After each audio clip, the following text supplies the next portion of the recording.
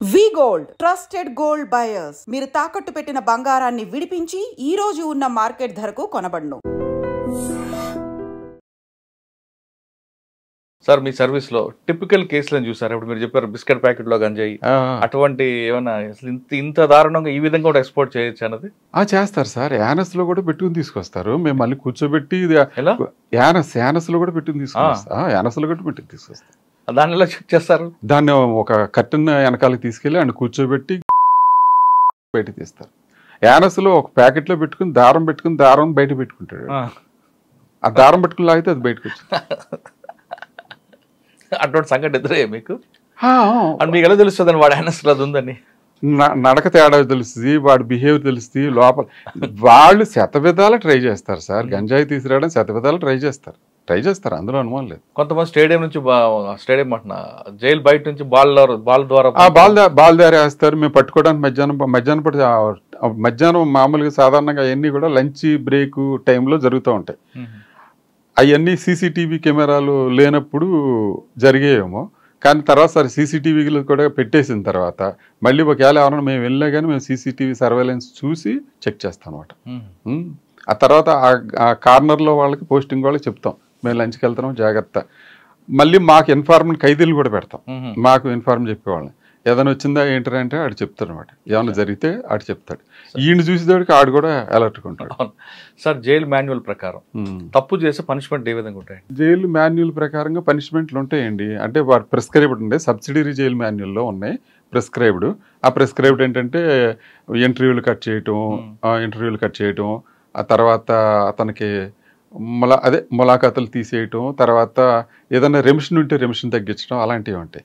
అందుకనే లైఫర్స్ వాళ్ళందరూ కూడా చాలా జాగ్రత్తగా రూల్స్కి అనుకూలంగానే చేస్తారు తప్ప వ్యతిరేకంగా చేయరు. ఎందుకంటే యూటీ ప్రిజనర్స్ ఎవరన్నా యూటీ ప్రిజనర్స్లో కూడా ఓన్లీ 5% కొంచెం డీవియంట్ మేనర్ ఉన్న వాళ్ళు ఉంటారు. కానీ 80 to 90% వరకు చాలా వరకు లా ఒబైడింగ్ పీపులే ఉంటారు. ఎందువల్లంటే వాళ్ళు ఏదో యాక్సిడెంటల్గా కానీ సడన్ ప్రొవొకేషన్ వల్ల కానీ ఏదన్నా కేసులో ఇరుక్కోవటం అవుతుంది తప్ప అట్లా అవ్వదు. ఎందుకు ఇప్పుడు మాకు సర్వీసులో చేరినప్పుడు చోరీ కేసుల మీద చాలా ఎక్కువగా రిమైండ్ వచ్చాయి. చోరీ కేసుల్లో ఎక్కువ వచ్చాయి. సబ్సిక్వెంట్గా 98 99 2000 ఆ ప్రాంతాలకు వచ్చాడు 498లో ఎక్కువ వచ్చాయి. ఆ ఫ్యామిలీ మొత్తం కేసుల్లో పెట్టేవాళ్ళు, ఫ్యామిలీ మొత్తాన్ని కేసులో పెట్టేవాళ్ళు. సబ్సిక్వెంట్గా తర్వాత 498లో కోర్టు కూడా రిమాండ్ ఇవ్వకోకుండా ఉండడం వల్ల తగ్గినాయి. కానీ కొంచెం మన చట్టాల ప్రకారంగానే లోపలికి వచ్చే ముద్దాయిలు దాన్ని బట్టి ఆధారపడి ఉంటాయి. సార్ సాధారణ జైల్లోకి వచ్చిన తర్వాత యోగా, పేపర్ చదువుకోవడం ఇవన్నీ నేర్పుతారంట వాస్తవం? అవునండి, అవును.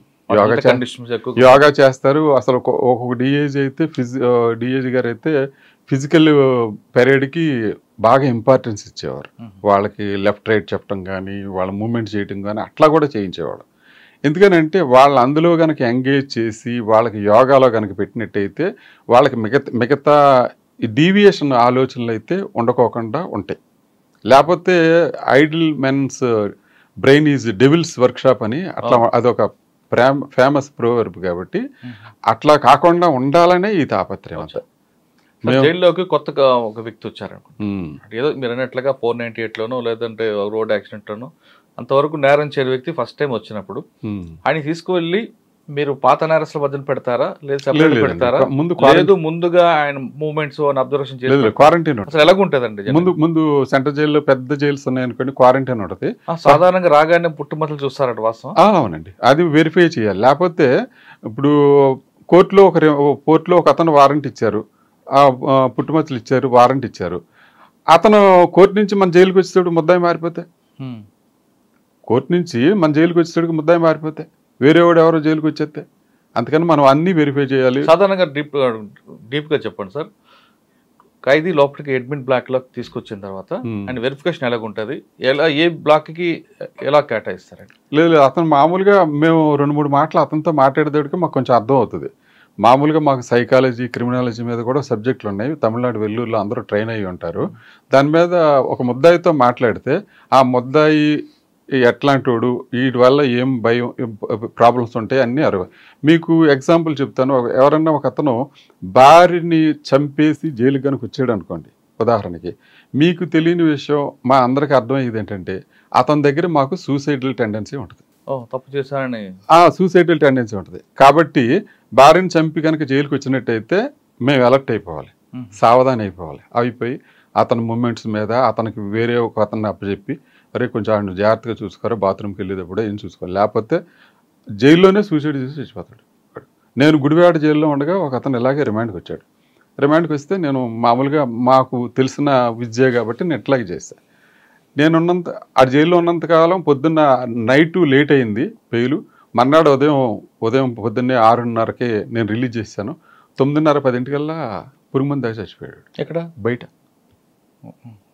వాళ్ళు ఊరు వెళ్ళిపోయి గడ్డిమెడి దగ్గర పురుగుమంది దాకా చచ్చిపోయాడు. అంటే తప్పు చేశారని చూశారు. అంటే ఏంటంటే మేము అలర్ట్గా లేకపోతే ఎంత ప్రమాదకరమైన పరిస్థితుల్లో మా ఉద్యోగం ఉంటుంది అన్నదానికి ఇది పెద్ద ఉదాహరణ. అంటే భార్యని చంపిన వాళ్ళు మాత్రం ఎందుకండి?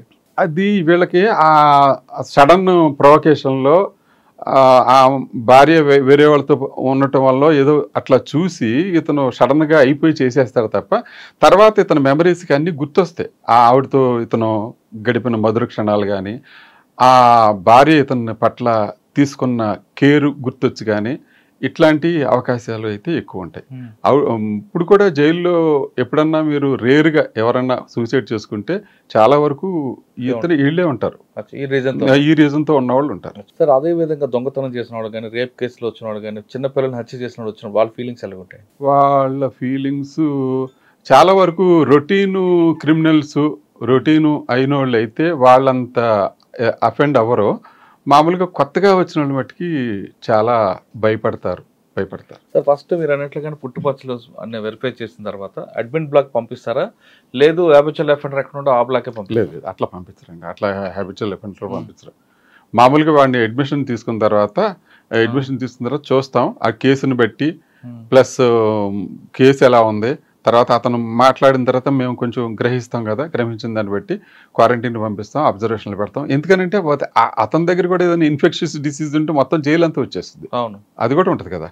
ఆ కేర్ కూడా తీసుకోవాలి, హైజీనిక్ కూడా ఉండాలి కదా, అందుకని ఆ కేర్ కూడా తీసుకోవాలి. కాబట్టి మేము అట్లాగే చేస్తాం. కానీ కొంతమంది జైలుకి వచ్చిన తర్వాత చనిపోతుంటారండి, కారణం ఏమంటారు? మామూలుగా కొంతమంది బయట బాగా డ్రింక్ అలవాటు ఉంటుంది. ఉదాహరణ, బయట బాగా డ్రింక్ అలవాటు ఉంటుంది. అయాచితంగా డబ్బు వచ్చేస్తే ఉదయం నుంచి సాయంత్రం దాకా బ్రేక్ఫాస్ట్, లంచ్, డిన్నర్ కూడా అంతా మందు మీద జరుగుద్ది. సడన్ గా జైలుకి వస్తాడు, మందు దొరకదు. ఏం జరుగుద్ది అప్పుడు మీరు ఒకసారి మంగళగిరిలో ఉండగా డాక్టర్ గారిని అడిగా, ఏంటండి ఈ పరిస్థితి వచ్చినప్పుడేమో చక్కగా సరదా బుల్లులా ఉన్నాడు, ఇప్పుడు ఏంటి ఎలాగ అయిపోయాడంటే అదేం లేదండి, ఆడి బాడీ ఆల్కహాల్కి ఎడిక్ట్ అయిపోయింది. ఆడి బ్రేక్ఫాస్ట్, లంచ్, డిన్నర్ మొత్తం అంతా దాంతో అది గ్లూకోజ్ తయారు చేసి ఆడి బాడీని నిలబెడుతుంది. ఎప్పుడైతే మీరు అది చేయలేకపోయేదానికి అటు డేలా అయిపోయాడు. అందుకని అడిగి హెల్త్ మీరు ఎలా చేసేసారనుకోండి మళ్ళీ మామూలుగా సరదా బుల్లులా తయారవుతాడు.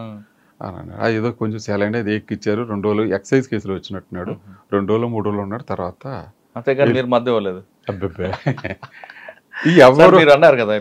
ఎవరు ఇల్లీగల్ యాక్టివిటీస్ చేసి ఉద్యోగం మీద తెచ్చుకుంటారండి. ఇంకోటి ఏంటంటే ఉద్యోగం అంటే కళ్ళకద్దుకుని చేసుకునే ఉద్యోగం. మేము ఖాళీగా రోడ్డు మీద తిరిగి రోజుల్లో ఎంతో కష్టపడి స్టార్ టెస్ట్ పాస్ అయ్యి ఇంటర్వ్యూ ఫేస్ చేసి ఇన్ని మార్గాలు ఎత్తుక్కున్న తర్వాత మమ్మల్ని సెలెక్ట్ చేసుకుని వచ్చిన తర్వాత అది పోగొట్టుకోవడానికి ఎవరు ఇష్టపడతారు చెప్పండి? కరెక్ట్ అండి.